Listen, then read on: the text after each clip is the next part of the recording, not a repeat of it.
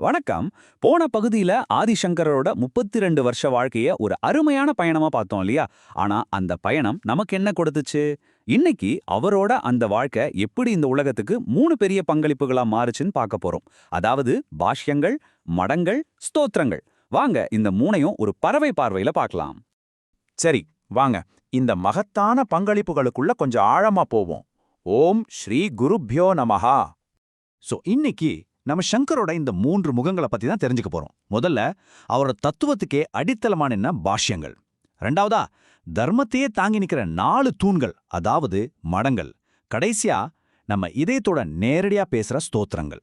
சங்கரோட முதல் அதே சமயம் மிக முக்கியமான பங்களிப்புனா அது அவரோட பாஷ்யங்கள் தான். இதுங்க வெறும் விளக்க உரைகள்னு நினைச்சிடாதீங்க. அத்வைத தத்துவம்ங்கிற ஒரு பெரிய மாளிகைக்கே அவரே போட்ட ஒரு அறிவுபூர்வமான அடித்தளம் இது. பாருங்க, வேதாந்த மரபுல இது ஒரு சாதாரண விஷயம் கிடையாது. ஒருத்தர் தன்னை ஆச்சாரியார்னு நிலைநாட்டணும்னா அவர் பிரஸ்தானத்ரயம்னு சொல்லப்படுற 3 அடிப்படை நூல்களுக்கும் கண்டிப்பா விளக்குரை, அதாவது பாஷ்யம் எழுதியே ஆகணும். இது ஒரு முக்கியமான தகுதி மாதிரி. அப்போ அந்த 3 தூண்கள் என்னென்னு கேக்குறீங்களா? அதுதான் உபனிஷத்கள், பிரம்மசூத்திரங்கள், அப்புறம் பகவத்கீதை. ஒரு விஷயம் நல்லா புரிஞ்சுக்கணும். இந்த நூல்கள் எல்லாமே ஏற்கனவே இருந்துச்சு. ஆனா அதெல்லாத்தையும் ஒன்னா சேர்த்து ஒரு அத்வைத பார்வையில ஒரு கோர்வையா, ரொம்ப தர்க்க ரீதியா ஒரு சித்தாந்தமா நமக்கு கொடுத்தது ஆதிசங்கரர் தான். இங்க தான் சங்கரரோட மேதைத்தனம் நமக்கு இன்னும் நல்லா புரியுது. அவர் 2 விதமான நூல்களை எழுதியிருக்கிறாரு. ஒன்னு பிரம்மசூத்திர பாஷ்யம் மாதிரி ரொம்ப ஆழமான தத்துவ நூல்கள். இதை நம்ம அத்வைதத்தோட முதுகெலும்புன்னு சொல்லலாம். இது அறிஞர்களுக்காக. ஆனா இன்னொரு பக்கம் விவேக சூடாமணி, ஆத்மபோதம் மாதிரி சில நூல்கள் இருக்கு. இதை ஒரு ரோட்மேப் மாதிரியே நினைச்சுக்கோங்க. ஆன்மீக பாதையில போற யார் வேணாலும் படிச்சு புரிஞ்சிக்கிற மாதிரி ரொம்ப எளிமையா இருக்கும். சரி, தத்துவம் எல்லாம் அருமை. ஆனா அது வெறும் புத்தகத்துல மட்டும் இருந்தா போதுமா? இல்ல, அது மக்கள் வாழ்க்கையில ஒரு பகுதியா மாறணும், உயிரோட்டமா இருக்கணும். அதுக்கு ஒரு அமைப்பு வேணும் இல்லையா? இங்கேதான் சங்கரோட 2வது மகத்தான பங்களிப்பான மடங்கள் வருது. அத்வைத வேதாந்தம்ங்கிறது வெறும் ஏட்டு சுரைக்காயா இல்லாம பாரதம் முழுக்க பரவணும்னு சங்கரர் ஒரு மாஸ்டர் பிளான் போட்டாரு. என்ன செஞ்சாரு தெரியுமா? நம்ம பாரத தேசத்தோட 4 திசைகள்லயும் 4 பெரிய மடங்குகளை நிறுவனார். இந்த மடங்குகளை ஆம்நாய பீடங்கள்னு சொல்வாங்க. இன்னைக்கும் அது கலங்கரை விளக்கம் மாதிரி நமக்கு ஆன்மீக வழிகாட்டிட்டு இருக்கு. பாருங்க, தெற்குல சிருங்கேரி, கிழக்குல பூரி, மேற்குல துவாரகை, வடக்குல ஜோதிர் மடம்னு இந்தியாவையே ஒரு ஆன்மீக கைத்துல கோர்த்தார். சும்மா மடங்கட்டல, ஒவ்வொரு மடத்துக்கும் ஒரு வேதம், ஒரு மகா வாக்கியம்னு ஒதுக்குனாரு. உதாரணத்துக்கு நம்ம தெற்குல இருக்கிற சிருங்கேரி மடத்துக்கு யஜுர்வேதம், அவங்களோட வழிகாட்டி அகம் பிரம்மாஸ்மி, அதாவது நானே பிரம்மம் அப்படிங்கிற மகா வாக்கியம் தான். அப்புறம் இந்த மடங்களை வழிநடத்த சுரேஸ்வரர், பத்மபாதர் மாதிரியான அவரோட தலை சிறந்த சீடர்களை நியமிச்சாரு. அவர் ஆரம்பிச்சு வச்ச அந்த ஆச்சாரிய பரம்பரை கிட்டத்தட்ட 2500 வருஷமா இன்னைக்கும் தொடர்ந்து வருதுன்னா பாத்துக்கோங்களேன். இது அவரோட நிர்வாக திறமைக்கு எவ்வளவு பெரிய சாட்சி. ஓகே, ரொம்ப ஆழமான பாஷ்யங்கள் இருக்கு, அதை பாதுகாக்க பரப்ப மடங்கள் இருக்கு, எல்லாம் சரிதான். ஆனா நம்மள மாதிரி சாதாரண பக்தர்கள் என்ன பண்றது? இங்கேதான் சங்கரோட 3வது முகம், ரொம்ப அழகான ஒரு முகம் வெளியே வருது. அதுதான் ஸ்தோத்திரங்கள். ஆமா, எல்லாருக்கும் பிரம்மசூத்திரத்தை படிச்சு புரிஞ்சுக்க முடியாது இல்லையா? அதனால அவங்களையும் கைப்பிடிச்சு கூட்டிட்டு போகணும்னு சங்கரர் நினைச்சாரு. அதுக்கு அவர் தேர்ந்தெடுத்த வழிதான் பக்தி. அந்த பக்தியை நாம எப்படி வெளிப்படுத்துறது? அதுக்கு அவர் கொடுத்த ஒரு அருமையான கருவிதான் இந்த ஸ்தோத்திரங்கள். பஜகோவிந்தம், நிர்வாண ஷட்கம், சிவானந்த லஹரின்னு எத்தனையோ ஸ்தோத்திரங்கள் இருக்கு. இதெல்லாம் வெறும் பாட்டுன்னு மட்டும் நினைக்காதீங்க. பெரிய அத்வைத்த தத்துவத்தையே கவிதையாவும் இசையாவும் மாத்தி கொடுத்திருக்காரு.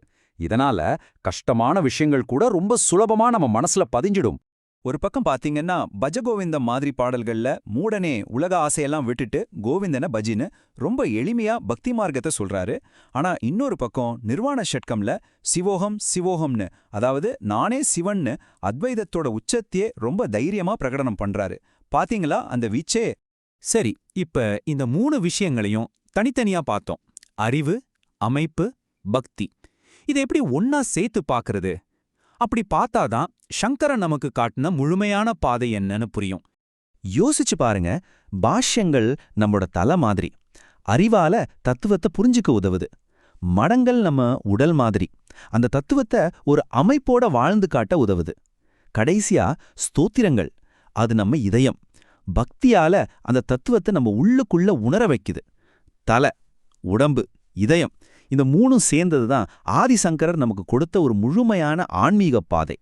சோ இதுவரைக்கும் நம்ம ஆதிசங்கரோட வாழ்க்கையில காலடியில ஆரம்பிச்சு கேதார்நாத் வரைக்கும் ஒரு பயணம் போனோம். இன்னைக்கு அவரோட பங்களிப்புகளோட 3 முகங்களை பார்த்தோம். இனிமேதான் அசல் விஷயமே இருக்கு. அவரோட படைப்புகளுங்கிற பெரிய ஞானக்கடல்ல நம்ம மூழ்க போறோம். அடுத்தடுத்த பகுதிகள்ல விவேக சூடாமணி, ஆத்மபோதம் மாதிரியான நூல்கள் நம்ம அன்றாட ஆன்மீக பயிற்சிக்கு எப்படி உதவும், பிரம்மசூத்திர பாஷ்யம் அப்படி என்னதான் சொல்லுது, இந்த மாதிரி நிறைய கேள்விகளுக்கு பதில் தேட போறோம். சங்கரோட வாழ்க்கை கதையை உங்களை இவ்வளவு கவர்ந்திருந்தா அவரோட நூல்களுக்குள்ள நாம செய்ய போற இந்த ஆழமான பயணம் நிச்சயமா உங்களுக்கு புது புது விஷயங்களை கத்துக் கொடுக்கும்.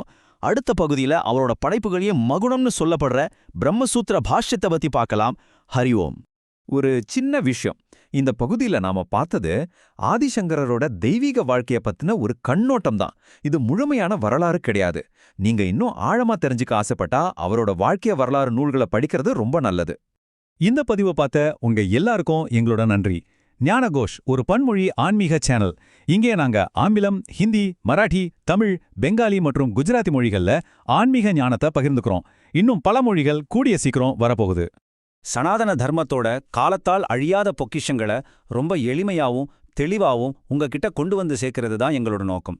எங்க சேனல்ல ஸ்ரீமத் பாகவதம், பகவத்கீதா, மகாபாரதம், லலிதா சகஸ்ரநாமம், தெய்வத்தின் குரல், ஆதிசங்கரின் தெய்வீக அவதாரம்னு பல தலைப்புகள்ல தினசரி பதிவுகளை நீங்க பார்க்கலாம்.